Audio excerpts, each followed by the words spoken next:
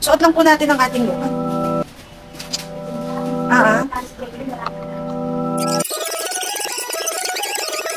Smile! Natin ang profile ng patient. Medyo alam nyo na po, pagka walang postiso, na-emphasize ang ating chin. Yan po siya on side view, but let's see. Smile! Okay. Suot lang po natin ang ating look. Smile! Laki? Yes.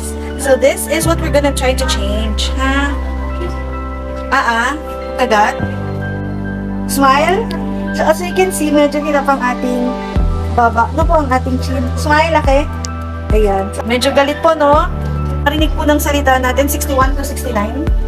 61, 62, 63, 64, 65, 66, 67, 68, 69. Okay, so yan po yung medyo maririnig natin kapag class 3, 61, 62. So medyo ganun po ang pananalitan nila, no? Kaya we need to change the denture para hindi po ito ma-emphasize. Okay, ito na po ang ating new denture. So ayan ang quality at ang napakakintab.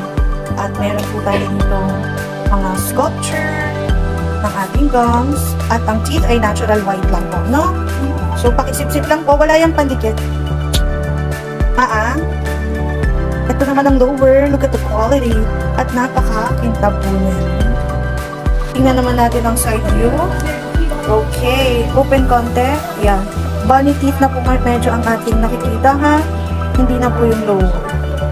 Wala nang shape na lower ang nakahalata. Kailangan laging upper ang napapansin.